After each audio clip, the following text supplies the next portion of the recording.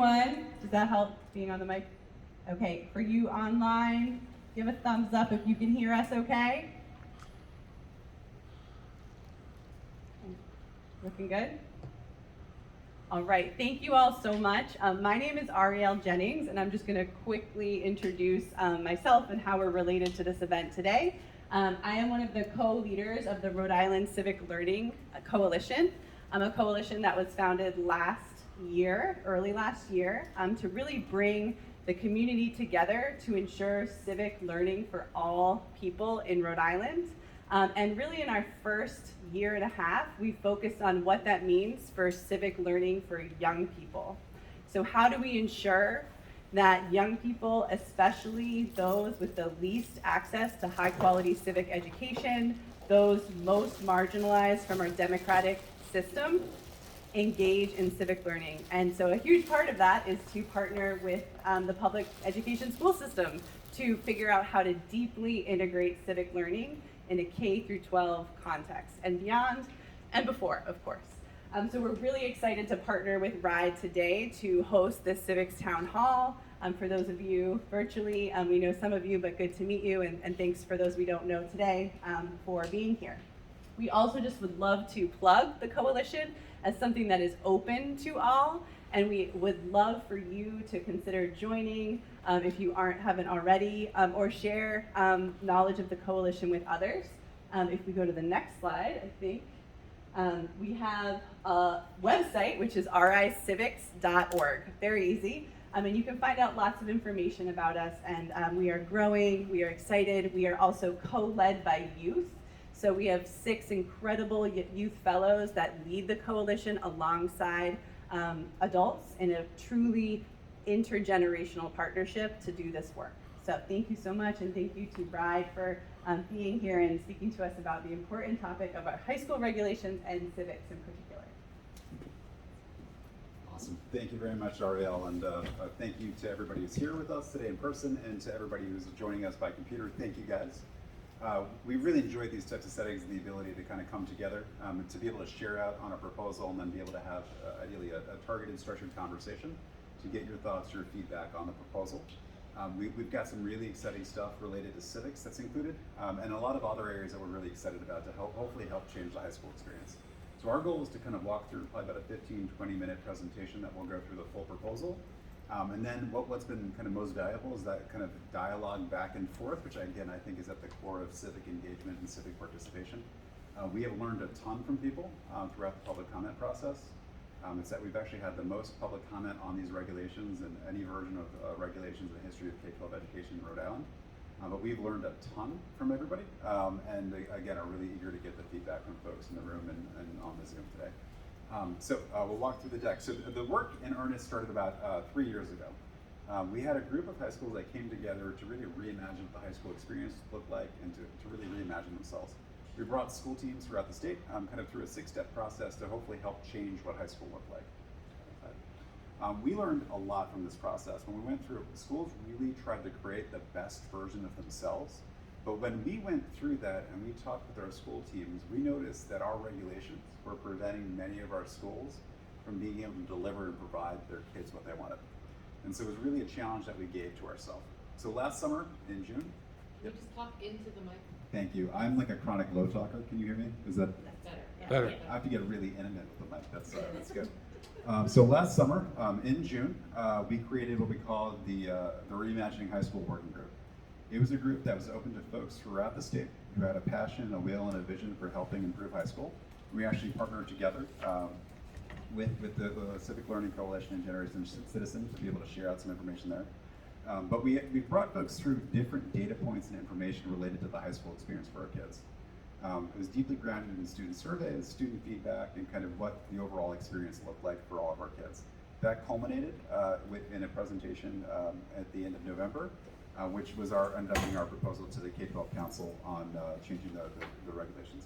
We had 350 unique individuals participate in that process through that 4-month process. That makes sense. We also were really deliberate to want to take a very different type of approach to changing high school. One thing that we learned and we believe is the best way to change communities and change society is not through PowerPoints and through charts and slides, right? It's by connecting with people, connecting through art, and helping tell a story. So we partnered last September and held a statewide student roundtable, actually right next door at TAPA, where with students from about 20 different communities come together. The next day we also had a series of activities at the Teacher of the Year Waterfire, where we helped bring to light the need to change high school. And what you'll see here is we had folks really share out what they wanted to change about their high school experience. And what you'll see is it's actually embedded throughout our entire presentation as we dive into it. Where those stories really stayed with us, we felt a responsibility to tell those stories, and it helped stay with us as we went forward. We also partnered with the French artist JR. Folks may recognize some of his work from installations throughout the world, but he came to Providence with his team, and we actually brought him to 7 of the Providence high schools as we reopened last fall. We wanted to make sure our kids felt seen, heard when they re-entered the high school campus this year. Many were not on campus the year before. We also partnered with the folks at Four Freedoms Billboard to help our kids tell their story of what they wanted to change in high school through what ultimately ended up being billboards that were posted throughout the state of Rhode Island. Most of them were posted in January and February, and we're actually going to be celebrating and actually presenting many of those next week at the State of Education speech that the Commissioner will have on May 9th. So today, we're going to go through our proposal. We'd love to spend all the time hearing your thoughts and reactions and really go through the next steps in the process. If there's one thing folks can walk away from today, is the goal of this proposal is to graduate our kids with open doors to be able to create their future. Again, there's going to be a lot of discussion, a lot of debate, a lot of really important perspectives, but our goal is to give our kids the tools, the experiences, the ability to choose what they do next. So there's 3 big priorities that we've outlined in the proposal. The first is to prepare our graduates to create their own future. Second is we need to increase engagement in high school through real-world relevant learning. I gotta get really close to this mic. And then the third is we need to change how we support our children and our families. Again, high school's changed a lot, and we need to do more to change to support our kids and families. So first, and this is what we heard, and again, this is collected all either from the meetings we had or from the water fire that was in September, is folks felt it was really important to make sure that we align experiences and bring to life why it's the learning experiences, make sure that our kids have the right set of expectations. So when we asked our kids, and this is for the education opportunity audit, we've done this with nearly every high school in the state, is about 80% of our high school seniors said that they wanted to go to a 2 or 4-year college. When we actually looked at their transcript, it was only 60% of our kids actually took the courses that would make them eligible to go to one of our 4-year colleges. And then when we looked a step deeper, it was only half of our kids statewide actually took and passed the classes that they needed to be considered eligible to go to college. We were really concerned by that. And again, this was one of the first times we've seen this data. Typically, folks review test scores and things like that. This is a true cohort analysis of 4 years of high school for our kids. And it told us a story that was deeply troubling that we wanted to change. So we're proposing to align the high school graduation requirements with the college admission requirements. What the big changes in here and what this means for our kids is right now we require 4 maths, but we don't specify from RIDE what those 4 maths are. So in the proposal that we have before the council, we're proposing that our kids would take Algebra 1, Algebra 2, and Geometry to be able to graduate. Right now we require 3 sciences, but to be able to get into URI, RIC, and most of our regional colleges, you have to take 3 sciences, including 2 lab sciences. Also, right now there's no world language requirement for our kids statewide. We're proposing that our kids would need to take 2 credits in world language to be able to graduate. So our goal here was to bring meaning, purpose, and value to the requirements that we have for RIDE related to courses. So we're proposing that our kids would complete those courses to be able to graduate from high school. You gotta. So next, It's bad. I gotta get really close. Let me quickly try to just turn it up on the speaker. It might help, it might not. I'm also like a chronic low talker, so that's not helping. But this is No, if hold the mic literally in front of you. Yeah, You're jamming, all right? touch the drop. pretty close. You're singing the blues. All right. So there we go. Thank you, Lucky. We also saw a tremendous opportunity where we were talking together 5, 10, 15 years ago, and we saw an opportunity to make sure our kids graduated high school with the ability to earn a golden ticket to get a tuition-free associate's degree. We would be lining up to take advantage of that right away. The amazing news is that we do have that opportunity. So we are proposing that our kids would graduate high school completing the FAFSA or the state financial aid paperwork. This will allow every single one of our kids statewide from any background the ability to have a tuition-free associate's degree and have access to that when they graduate from high school. Next, we also thought it was really important to be able to make sure that all of our kids had the ability to gain meaningful employment after graduation. Most of our kids, even including the ones who do go to college, have to work to support themselves before they get a college degree.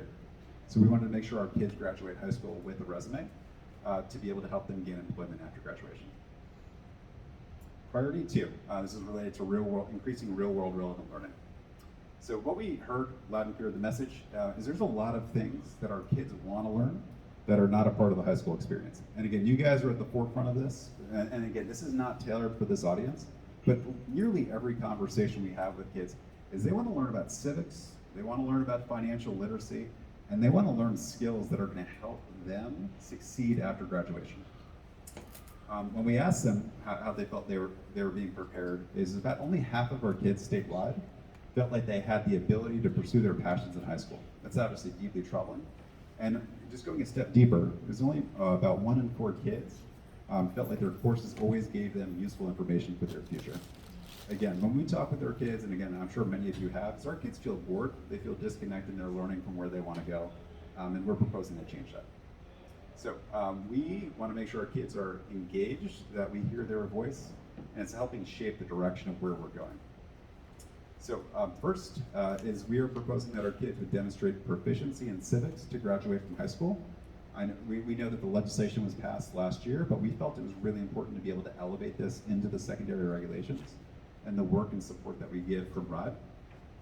We also wanted to make sure it was loud and clear that it is a requirement that our kids would graduate proficient in financial literacy from high school. Again, any conversation with our kids is that they want to know how to make informed financial decisions with their money by the time they graduate. And again, that makes a lot of sense. They're being asked to take out 6 figures in student loans at the age of 17 and 18. We're also proposing that our kids graduate proficient in computer science. We've had a lot of conversations and a lot of great work the last couple of years with the CS for I initiative, is the ability to make sure all of our kids have access and exposure to computer science, make sure that all of our kids graduate with the skills and being comfortable with the emerging technologies that are a big part of the 21st century economy. We're also proposing one thing that we've heard from folks is that we have a lot of kids who are in full-time dual enrollment programs, they're in CTE programs, and they feel like there's a lot of course experiences that are not relevant for their future and what they want to do. And if they're on that path, we're going to give them some extra flexibility in their schedule where they don't need to take those same required courses that students who may not have that clear and defined post-secondary path. We're also proposing a concept that we are really, really excited about called flex credits.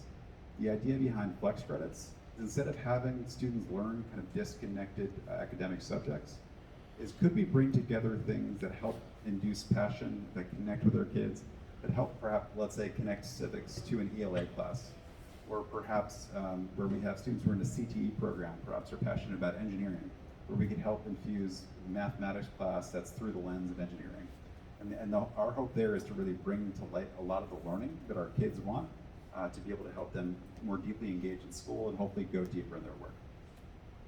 We're also really excited to be proposing a recommendation that would have every single high school statewide adopt a policy that would recognize and value work-based learning as a form of academic learning.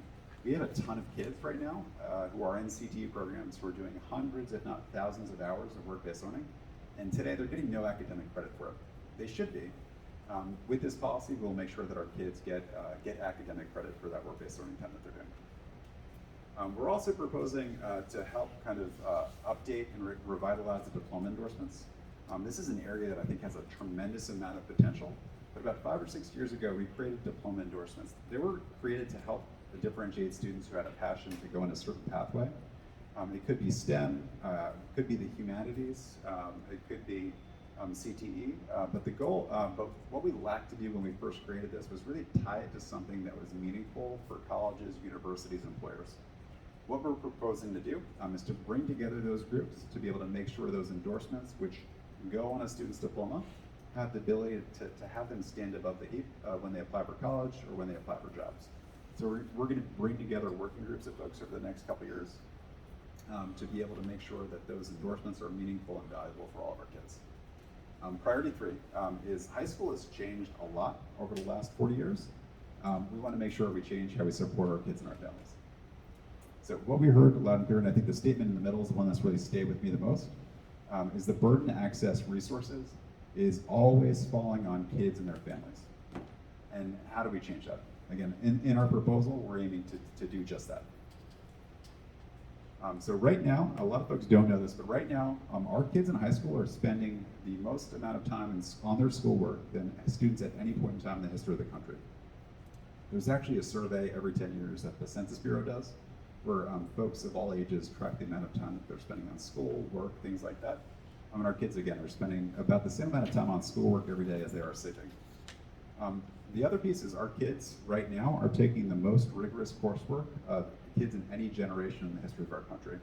In 1982, it was about only 1 in 10 kids took the courses that would help prepare them for post-secondary success. That number, nationally, the last time it was reported, was about 62%. And we know right now, today in Rhode Island, that number is about 50%. So the good news is the percentage of kids who are going to college is going up. But as I mentioned earlier, the kids are spending more time on coursework than at any point in time in the history of the country. But what's happening for many of our kids is they're having to choose between economics and academics. Last year on SurveyWorks, we saw that about 36% of our middle and high school age students were taking care of someone else for some or part of the day. So our kids have responsibilities that fall outside the school day, and they're having to choose between pursuing their academics in school and helping out their family. So we don't think kids should have to make that choice, and we're proposing some changes that would help make it better for kids. So first is we're going to require that every single school statewide would provide flexibilities for both caregiving youth and students who work to support their families. Again, right now, and one example that we've seen is in many of our urban communities, we have kids who are having to see their brother and sister off to the school bus stop in the morning, and they're late to school every single day. So instead of marking that student tardy every day, let's come up with a better solution. Let's give them an extra course that they can take later in the day, perhaps a course they could take in the evening or the weekend, or perhaps summer school options that allow them to fulfill those requirements without having to choose between fulfilling their family responsibilities and their schoolwork. We also saw loud and clear that we have more work we need to do to be able to make sure we inform our parents. When we surveyed our parents as a part of the education opportunity audit, is only 2 in 3 parents said that they, or two out of 3 parents said they do not receive regular updates on the progress of their son or daughter towards college and career goals. So our parents don't know if their son or daughter is on track to go to college ready. Also, about half of parents statewide said that they did not know if their kid was struggling in class. So obviously we are missing a huge opportunity to be able to engage our parents in the education of their son or daughter. So we think our parents should have that opportunity to be active and involved. So we're proposing that each school statewide would both publish college and career readiness goals and measure the academic progress of kids statewide. Right now that's something schools are required to do, but they're not required to publish it. We're also proposing that our schools would provide annual updates to inform our parents of how kids are doing on college or career readiness goals. So not just are you on track to graduate, but are you on track to graduate ready? So also as we go through this, I think we've also heard from a lot of people, there's a lot more we need to do to commit ourselves to reimagine the high school experience. And a lot of this falls outside of the regulations. So when we asked folks, what did you want to change about your personal high school experience? A lot of it wasn't about things that fall within the regs.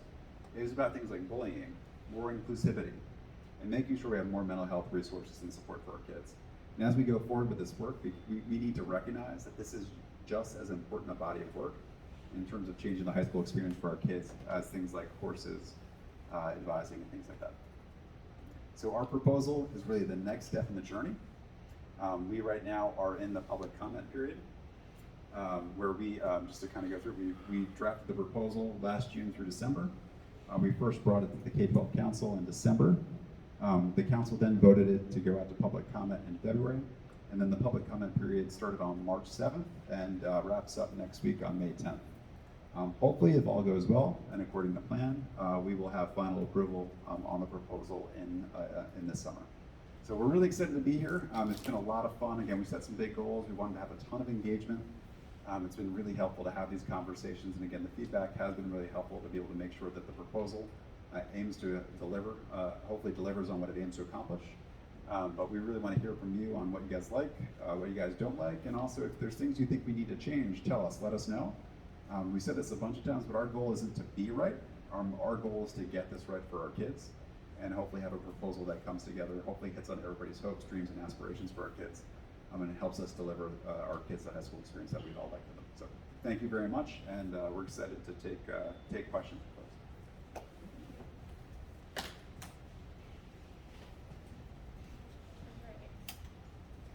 And we'll monitor the chat, so we'll share. Folks, if you want to put some questions in the chat, we can relay them. And there's a quick question right over here. Oh, and here we go. Yeah, I don't know if people can hear me or not. My name is Pat Ford. I do some independent media in the state.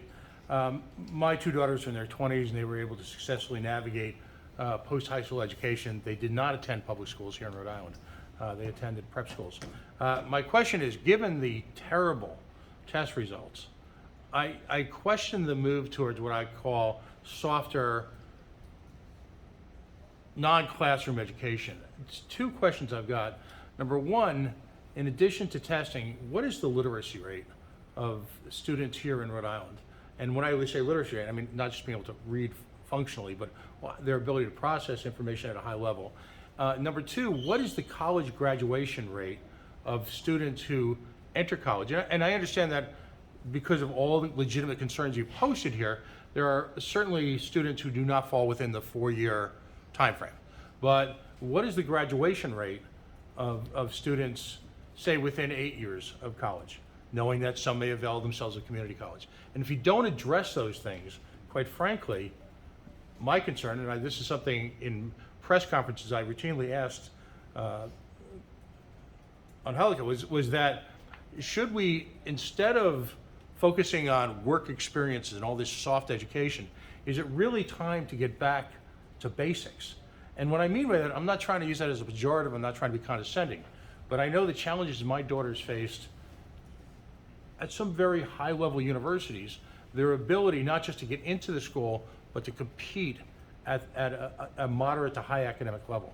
And that's my worry as we move away from traditional classroom, because again, the test scores are atrocious. Yep. Yes. So I'll start. I think the proposal has a blend of helping support more, let's say, as you referenced, soft learning. I think we would call it more kind of real life, real world relevant learning, where kids are in, work-based settings, things like that. So we support that. But the proposal is also very clear and very well defined on the academic classroom experiences that our kids need. And so the proposal aims to make sure every kid takes Algebra 1, Algebra 2, and geometry. I think one of the things we've seen as a problem for a while is let's take math education. There's no clear goal today in Rhode Island high schools on where kids need to end up in terms of math. There's no minimum set of expectations. This proposal, for the first time, sets the expectation that every kid statewide will be taking Algebra 2. And so I think one thing as we look at how our kids are doing is if they're not taking the right academic experiences in the right classes with the right level of rigor, they're never going to pass the test. This proposal is making sure that our kids get access to those types of experiences, and which should help prepare them on the test. The number, I think right now in terms of literacy on the SAT statewide was about 50% last year. When we last administered, about 50% of the kids were proficient or above on the SAT. And then what was the last question? I think I missed the last one. Well, graduation, actual college graduation rate, which is reflective of their ability to too often young people enter college not prepared, perhaps because of the overall educational environment they left from. They may have been deemed proficient in the high school setting, but when entering what has become here in the United States, schools like Brown, but even schools like URI are international destinations now. We have the finest university system on the planet here in this country. And so the level of competition is not just to get into schools, but to quite frankly, to survive them is astonishing. Yep. Yeah. So the numbers statewide, these numbers are, I think, are from the students who started high school in either 2008 or 2009, whereas about a third of students went on to earn a post-secondary degree. So it's about, of the students in that cohort, it's probably about 75% went to college at some point in time during that 10-year period, but only about a third of them went on to earn that degree. And again, I think what we're seeing, right, is when we look at the preparation our kids are getting, is they're not taking the rich and deep courses that they need to reasonably graduate them ready. This proposal changes that. Where again, the baseline expectation is that every kid will be in college level math, that our kids will be taking the courses that should challenge them and prepare them to be successful in college. Again, right now, statewide, from the numbers that we have, it's only about half the kids statewide are actually taking those courses today. And so I think our hope is by helping improve that instruction, we're also going to propose a bunch of things that will help support our educators in bringing that learning to life. Again, I think one of the things that we have in too many of our classrooms is kids are asked to change to the way that the teacher teaches, is we need to recognize that we need to change as the adults in the setting. We need to change how we teach our kids to make sure it connects with them in the way that they learn and access information. And so I think we're really excited about seeing how this comes to life, and hopefully helps a lot more of our kids graduate with the skills and the experiences to be ready. But when you look at the courses many of our kids are taking today, is they're not taking the rigorous courses they need to be successful. And again, we think this proposal changes that. One last question. I don't want to take all the oxygen out of the room, and I appreciate your time. But there strikes me, there's one set of words that's been missing from this entire conversation, and that's vocational engineering. As someone personally who spent nearly 20 years of his life selling to the trades, I will argue that number one, a lot of the requirements you're talking about are implicit in vocational education. This is no longer the days of just turning wrenches. You need geometry, you need algebra to succeed in all of those. But at the same time, in the absence of, well, let's just say, there was a famous moment a couple years ago when the then governor had something along the lines of a college day at a couple of the area high schools here in town. And I thought that was cruel because I don't see Providence schools, for example, really, overall, there's some wonderful people there, but doing a great job of preparing them for them. And implicit in that bias was the notion that your measure of success in attending Rhode Island schools is whether or not you're going to college. When quite frankly, New England Institute of Technology, or what would be better suited at the secondary level, is vocational training. Again, understanding that some of those same courses, again, it's not the turn a wrench anymore. You need these skills. Yep, I think just with our proposal, we're not pushing kids towards any one future. We think there's value and purpose in all the different destinations. What we want to do is make sure that our kids have options and choices. The other piece, in having spent a good amount of time with the business community and folks in the trades, is our kids are not graduating with the bare minimum academic experiences and skills to be successful. And what's been really troubling to see is a lot of folks, in whether it be construction, the trades, different career fields, are having to start with really basic remedial training, where folks are literally reteaching late elementary school and middle school math to be able to make sure that kids are ready and not a liability on the work site. And so I think as we go forward, we're not trying to track kids towards any one destination. We just want to make sure kids have a choice on what they do. We do not think kids should have their ticket written to a career or college when they're 13 or 14 years old. Kids should have the ability to choose. We also have a lot of things in the proposal that we think are deeply supportive of career technical education, vocational training. Again, our commitment to work-based learning, I think, is a big one. We're not doing work-based learning for no reason. We want kids to be able to go out, and if they want to go in the trades, let's make sure that they can get academic credit for the work-based learning and the hours they have to do to be able to graduate from those programs. Again, right now, kids are having to do the work-based learning in addition to all the different academic requirements. If we can help them out with that, we're really excited to do that. All right. Awesome. We have some comments coming in from the group online. The first is from Carolyn Rosenthal, just wanting to make a comment, saying, hoping to see a focus on the study of civics, i.e. the role of government, federal, state, and local in their lives, student learning about what it means to be a citizen. And then Allison asks, when making the regulations around civics, was there any consideration of including a requirement for a half course credit in civics to ensure that civics is included in curriculum across all districts? Yep, absolutely. So right now we have civics as a proficiency requirement. If I were back at the school or district level, I would absolutely be embedding that either as a half or a full credit. We've received feedback from folks throughout the process about getting clearer on that and defining that in the regs. That's something we're going to take under advisement, and I think try to figure out the best way to include that in the proposal as we go forward. And then to Carolyn's question, which was the first one there, is we're going to be going through a process over the next couple months to go through and kind of redo the Civics standards. And so we're going to really define those things, define what should be covered in our classrooms, and again, the base level of skills of what we think it is to be graduate civically ready in Rhode Island. And we'll be bringing folks together and convening stakeholder groups around that to be able to make sure we can set up a set of experiences that help prepare our kids for what we all expect and hope that they're able to do after graduation. And a follow-up question to that quickly, with that process, how does that go in line with the history and social science standards going public, I think, for the fall? And will those coincide on timelines or be separate processes? My understanding, and again, I'd want to check with the team, is I think that the civics conversation may take a little bit more time. And that's a conversation that we really want to have a uniquely Rhode Island conversation about what we value as a state, what we value as a community as we go forward. Steve, you started the presentation talking about wanting to ensure the students were college ready, and that you went back and reviewed, like, you needed 4 maths, or can you speak a little bit to, like, what does the readiness look like for colleges when it comes to history and social studies? Is there any documents on, like, what are those courses supposed to be? Yeah, it's a really good question. So we've gone pretty deep on the enrollment policies of most of the regional colleges. So all the folks in Rhode Island, the big ones in Massachusetts, Connecticut, and New York. Right now, what we haven't seen there be a really deep definition of in civics, social studies, and history. It's typically 2 or 3 credits that kids have to take in those areas, but it doesn't define that it needs to be U.S. history, world history, civics, things like that. It's very general, where the colleges have not given a lot of guidance and specificity there. We have a question from Darren. It says, what is being done to ensure that students will be provided by their districts with the courses to complete a student-led civics project?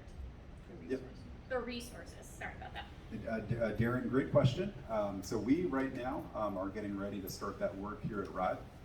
So we, and the best kind of template for this work to look at is the work we recently released last month related to financial literacy. But we are going to work together with different community partners to help develop a menu of options and different sets of tools to help support our schools and districts with the student-led civic projects, and also different ways to be able to meet those proficiency standards. We recognize every community statewide is different. We recognize that different teachers have some great approaches that they've been taking for a long time that we don't necessarily want to change. But what we want to do is to give schools and districts different tools and different ways to be able to accomplish and meet those standards as we go forward.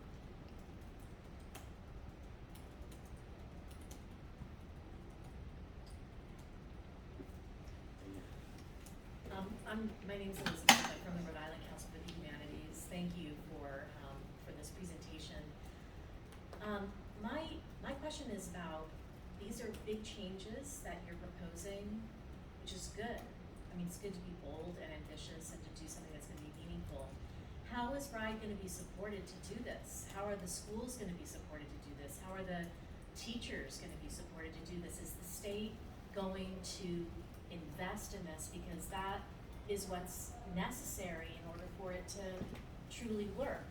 And just in Massachusetts, they did a kind of a major initiative around civic education, and the legislature put millions of dollars behind it, and they probably need more. But I mean, so what's the plan for that? Yep, Elizabeth, that is a $1 million question, right? I think these changes, right, are the right changes for our kids if we want them to graduate with open doors. What we are doing on our end, because we recognize we need to support our schools and districts in doing this, we are developing an action plan that will take us through the next 5 years and really outline how we're going to go from passage of these regs to successful implementation with the class of 2027.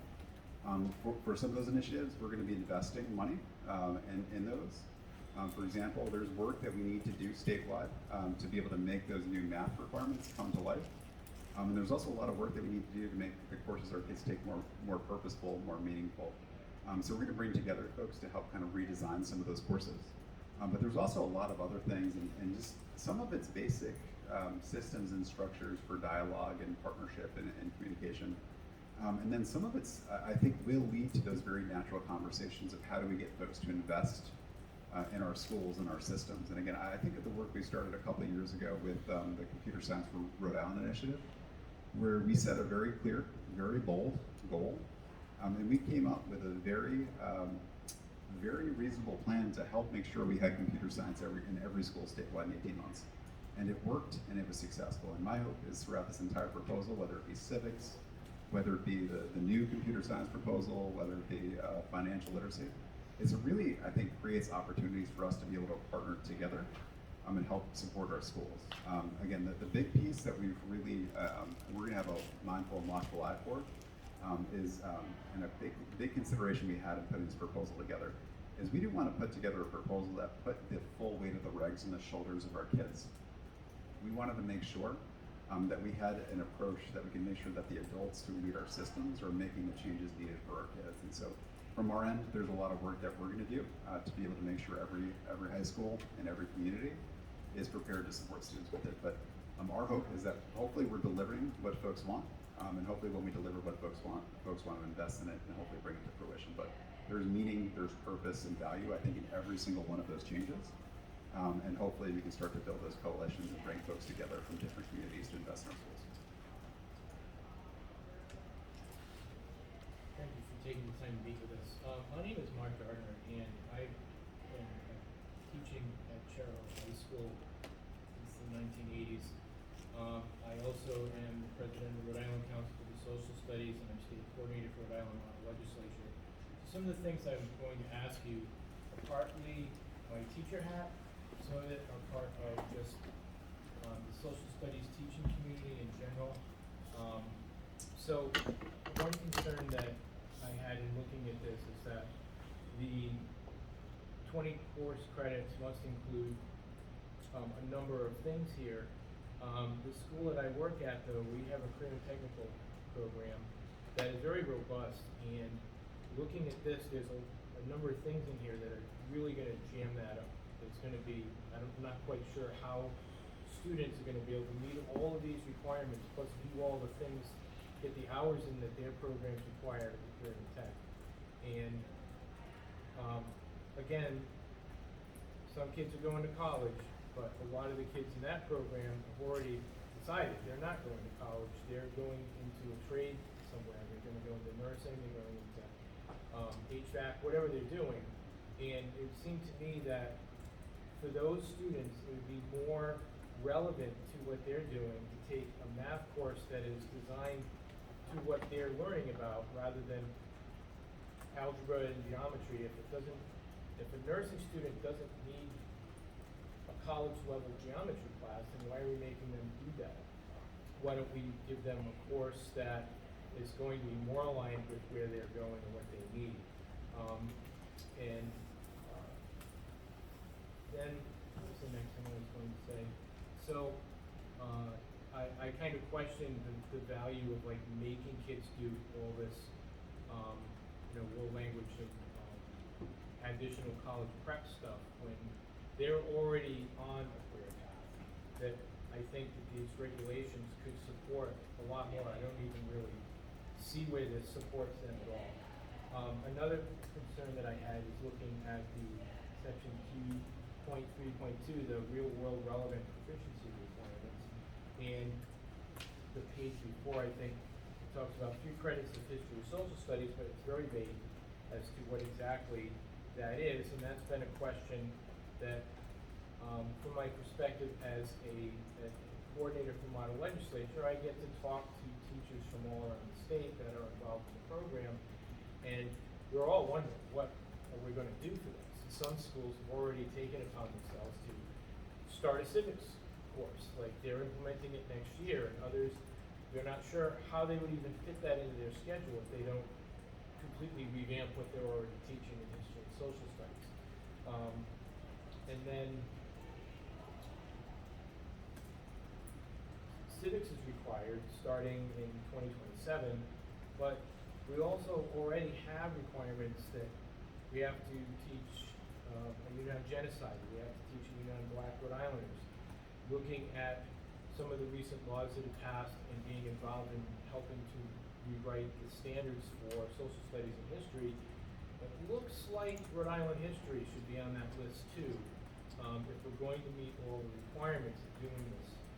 But it doesn't mention Rhode Island history, and all these other things that we already are doing are, it just says civics, computer literacy, financial literacy. It doesn't mention any of the other units that students are required to, that schools are required by regulations to include in a history course.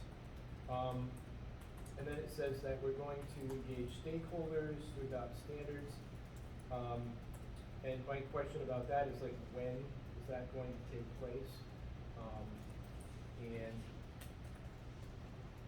then finally, it talks about professional learning.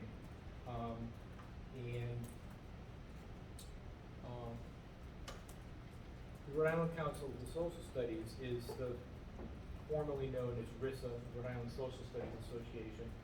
And in years past, before the evaluation system was changed, there used to be a very robust professional development in Rhode Island, partnered between RISA and RIDE. And I used to go to those every year. I actually put on presentations at those joint professional development opportunities, but because of changes in the evaluation system, that's all gone by the wayside. It's part of the reason why RISA has been struggling as a, just to even be an entity, because there's no reason for teachers to get involved with this because they don't need the professional development for their evaluations. And that is kind of a shame because we have all this stuff coming down the pike that people are going to need some professional development for, and we're struggling to, get anywhere. And there's no support from RIDE for what Rhode Island Council of Social Studies did in the past in terms of providing professional development. And I'm not sure that I see anything here. I mean, it says all certified educators shall participate, then it's all crossed out. Learning is described by Rhode Island regulations, educator quality, and then it says certification, but I'm not exactly sure what any of that means, if it's going to be anything that actually is going to help restore a professional development community in Rhode Island and get back to what we used to do in terms of targeting things that teachers need in terms of training, as opposed to whatever the flavor of the week is at a particular district. It seems to have gone to administrators and districts are the ones that decide what the professional development is going to be. What I see in this is there's a need for it, but I'm not sure that RIDE is supporting it. Yep, so I'll try to work backwards. So I would say first, we are in the process of hiring a social studies specialist position. This will be. I just interrupt for just 1 second. It's a social studies and English position, like the two things are merged together to humanities position, and I think that is part of the problem. I'm not sure that there's, unless you've gone and gotten a degree in humanities, that I looked at that job description and I think I may be qualified to apply. I don't know if I get the job, but I'd be qualified to apply for the history social studies end. But the other half of it, I can't speak for English teachers across the state and take that job and say, okay, I'm going to be in charge of this too. Like, I think that that's an issue. Yep. So step one is a position that is partially split on it is better than no position. I've been around for about 8 years. We have not had that position in the time that I've been here. I think part of what we want that position to do is to take and revisit the standards for social studies and civics, and I think really help bring together what professional development could look like from the state level. That said, the curriculum decisions and the local PD decisions are always going to come from the school and district. But I think we're hoping that position to kind of come together to help sort that out and to help folks there. In terms of scheduling and kind of what this looks like locally, high schools should have no problem meeting the 20 credits that we've outlined in the proposal. Nationally, across the country right now, they just released a national study on high school transcripts a couple weeks ago, is the average high school graduate nationally earns 28.1 credits. We are talking about requiring 20 credits for our kids to be able to graduate. There should be no problem offering and meeting those 20 credits, having kids complete CTE programs, having kids participate in arts programs and band, chorus, other things like that. There are some communities though that have had the same high school schedule for 30 to 40 years, where the high school day looks nearly identical to what it did generations ago, when students took on average nationally about 21 credits. And what we need to do, I think, as a state is really look at how well are we preparing our kids for the futures that they're gonna have today. And if their peers across the country are taking on average 28 credits, and we have a high school schedule that's only allowing them to, if they're struggling to take 20 credits, we need to make some changes to really rethink what the school day looks like, how we're using time, and how well we're educating them. And then I think going back to the CTE conversation that started that, I think it's really easy to say, hey, kids know when they're 13 or 14 what they want to do. I'll tell a story from a friend. A friend who wanted to be an EMT, went to high school, then graduated, went to community college, took an EMT certification course, took the course, passed the course, and the last class was a ride-along. Went in for the ride-along, and they got really sick riding backwards in an ambulance. And so after all that time, all that planning, they realized that that career and that occupation they wanted to take wasn't one that was going to be a viable option for them. We have to be really careful, and I think our proposal is aiming to make sure our kids graduate with open doors to be able to choose what happens next. But that means not binding our kids into the courses that they enroll in when they're 13 and 14 years old. The other piece that I do want to challenge is I think there is a misnomer that having kids in a math class that is for nursing or for construction is actually preparing kids for construction and nursing. There is not a single kid who is in a nursing math class that, without taking Algebra 1, Algebra 2, and Geometry, would be able to go to the nursing program at URI, or they would likely still not be able to get into the nursing program at CCRI. Is I think we need to have an honest conversation about how well are we actually preparing our kids for the experiences that they want. And again, there's only going to be a lot of closed doors for our kids if they don't take those bare minimum requirements. Now, is there work we need to do to, again, reimagine the schedule in many communities? Perhaps. But also there's work that we could do in our classes to help.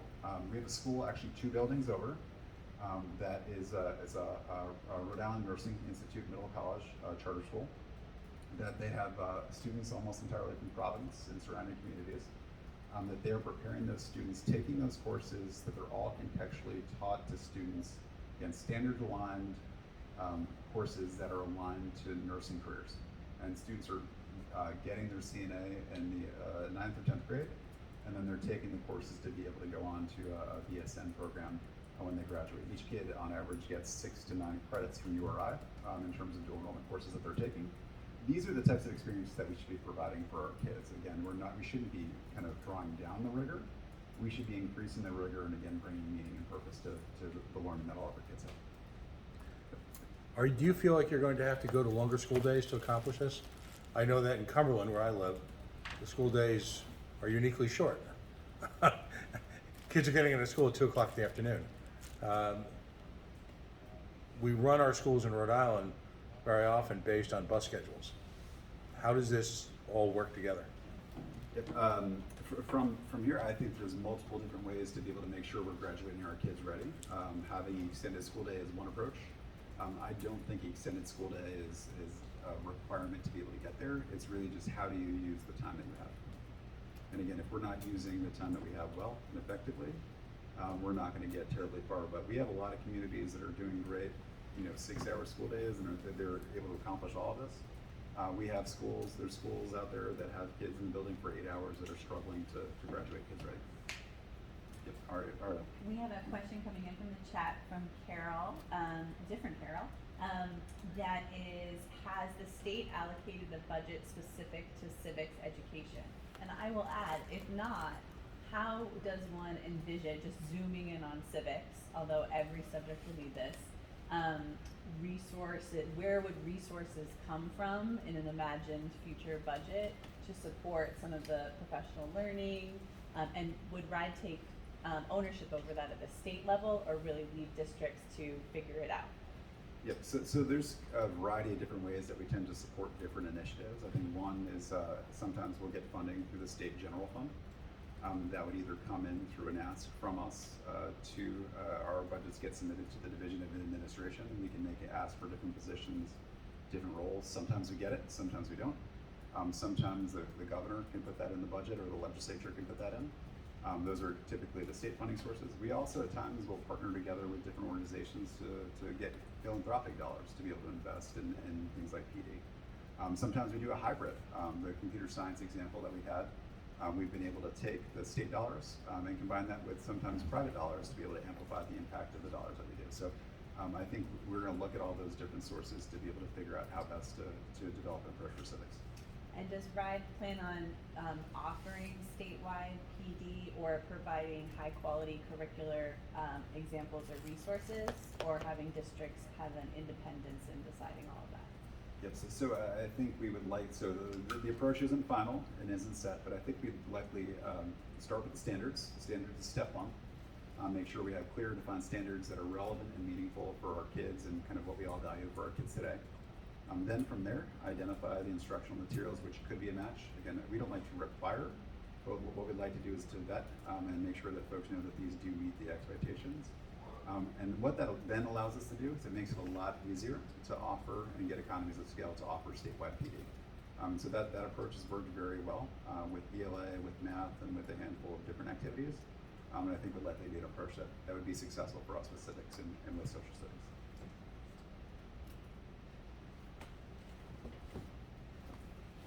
Hi, my name is Kate Bowden, and I work for Disability Rights Rhode Island, a nonprofit. And one of my duties there is to head up a grant related to voting and voter education for people with disabilities. And what I've seen over the years in the community, just meeting people with disabilities and without, is that there seems to be a lack in functional knowledge about voting and engaging in voting. So I'm just curious about, I heard you say that you plan to work on civic standards. Is there a thinking around that to really get at the functional piece? How do I fill out a voter registration form? How do I know where it goes? How do I find out what voter ID I need? How do I get it if I'm not a kid who's gonna get a car and go to the DMV and have a license? So I would love you to speak to whether there's been any thinking around those sorts of aspects of the civics. Yeah, Kate, it's a great question. I think our hope, and again, right now, that's definitely something that'll be under consideration. And I think the goal with it, you can't have truly meaningful civic education unless it's functional and valuable. And so that's definitely something as we set those standards and kind of create what it's going to mean to graduate civically proficient in Rhode Island. Those are the types of things that we're going to be considering. How do we make it meaningful? How do we make it relevant for our kids? Again, theory and different things is useful and valuable, but we also need to know how do we actually get up and vote? How do we go and give comment on something that's happening at the city council? How do we give comment on RIDE regulations and things like that that are going to truly have some of the most meaningful impact on our lives? And those are the types of things I think we want to talk about in that setting.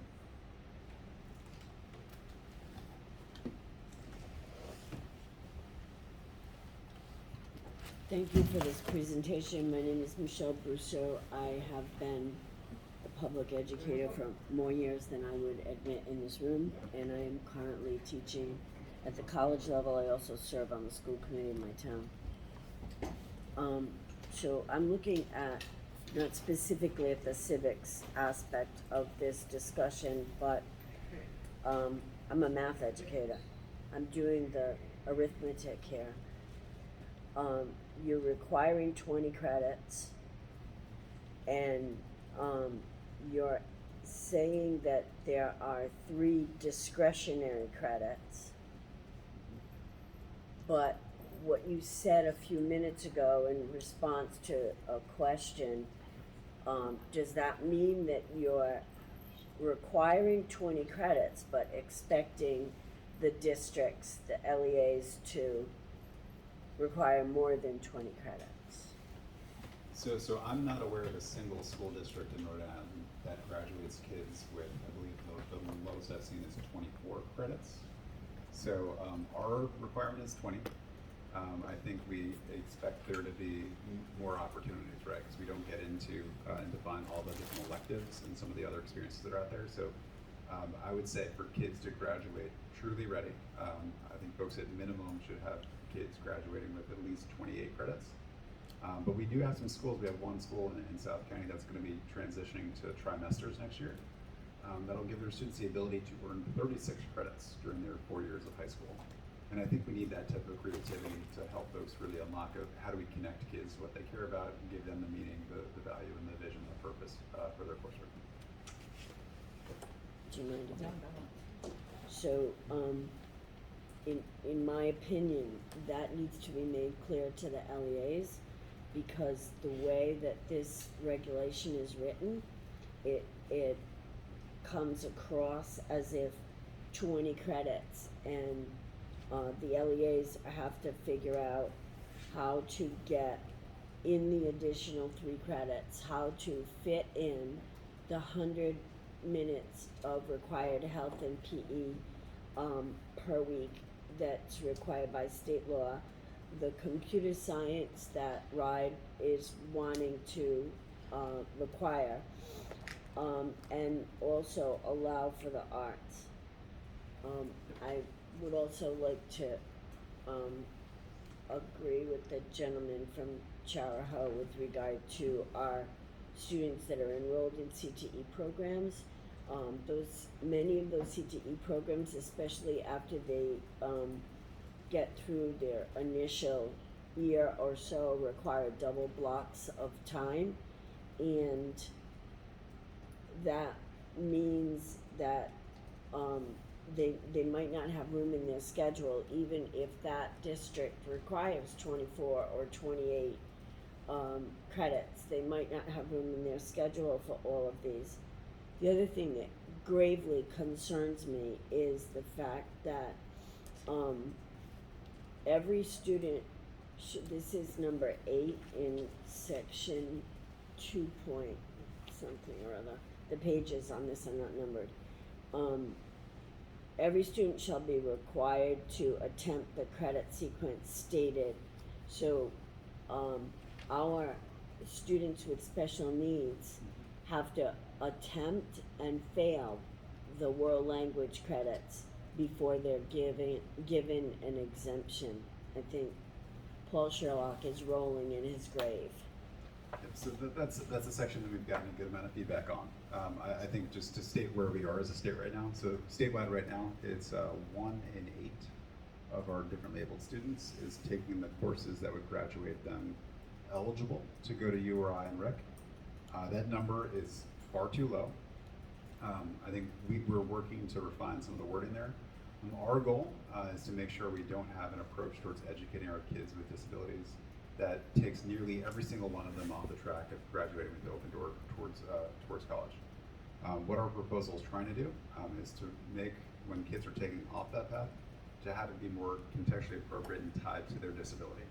So instead of a student who might have, let's say, an ADD or ADHD disability being taken off of nearly every course that would graduate with them with an open door to go to college, is let's get them in the courses that they can go in, that they can be successful in. But if there is truly a reason, and right now the wording is if the student's struggles in the course area is a manifestation of their disability, let's only take them out of the classes that are tied to their struggles with their disability. But let's really have a conversation and rethink what support looks like in our high schools, where again, 12% of our kids with disabilities taking those courses is just way too low. When we've talked with folks nationally, who are experts in the space, is that number should be 70, 80%. There's a lot that we need to do. We know it's going to be uncomfortable pushing through it, but what we don't want to do is to categorically take kids off of a path before they try it. That's what we want to, what we're trying to accomplish. And again, we receive feedback. We're going to do some work to refine that and be able to make sure that we have that land in the right place for all of our kids. So I'll say again, I think you need to make it clear to the LEAs that these 20 credits are a minimum, and that you expect that the LEAs will require far more than the 20 credits. Absolutely. Pat? Yeah, if I could just kind of bring this back around to my first question. This sounds amazing, and I don't doubt that there are talented people who work in Rhode Island schools who can execute this plan to a degree. But I just looked up the Isaac Hopkins Middle School test results, and the math proficiency is 7%. Now I understand that a number of folks have advanced a number of reasons why that might be artificially low. So if we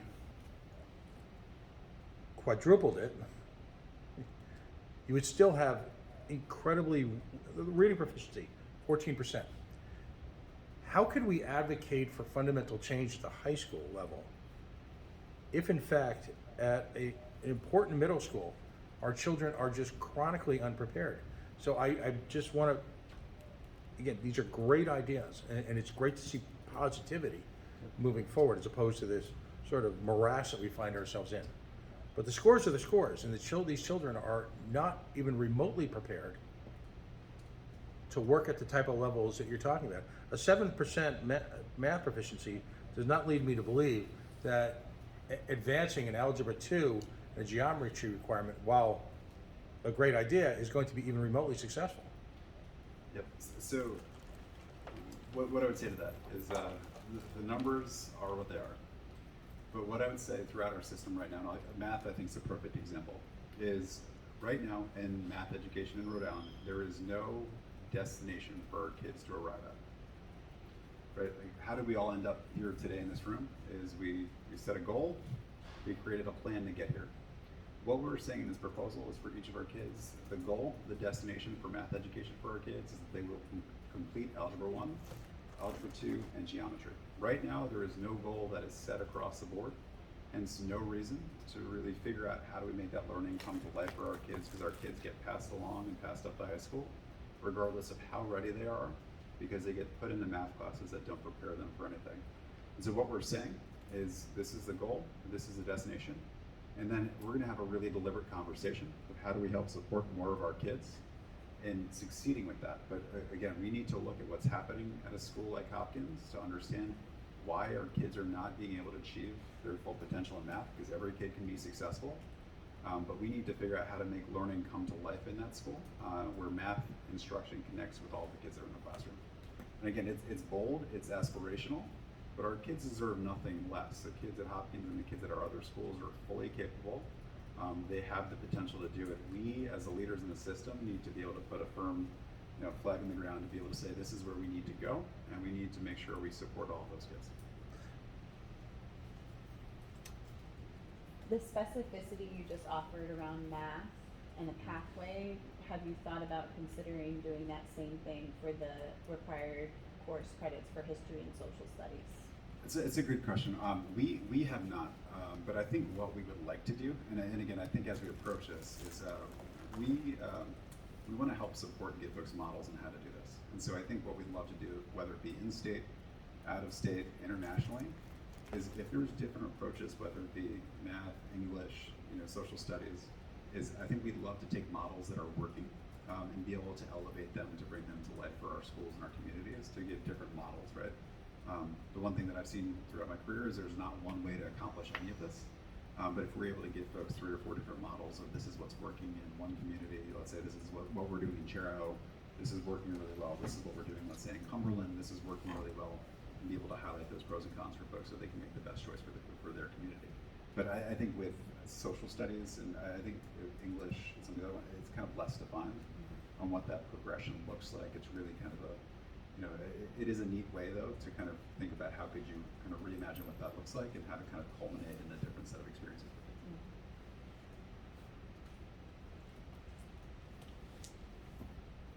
We have no more questions from the chat, so I think Awesome. you're good. And we're coming up on 5:15, so I think that puts us at a good time.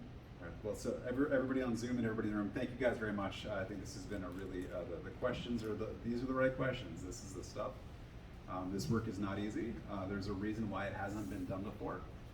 But again, I think we feel really excited from the feedback we've gotten and excited by the ability to be able to make sure we can help all of our kids graduate with the skills and the experiences to be able to have open doors.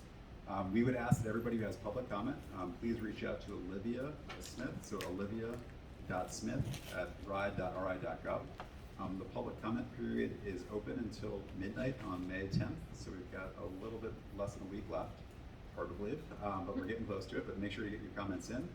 Again, we appreciate all of the feedback. Again, the goal with the proposal isn't to, we know there's things we're gonna need to change. We wanna be open about that. What we wanna do is create the best proposal for Rhode Island that supports us, supports our kids, and make sure that we get this right. So thank you guys very much for being able to join us and being a part of this process.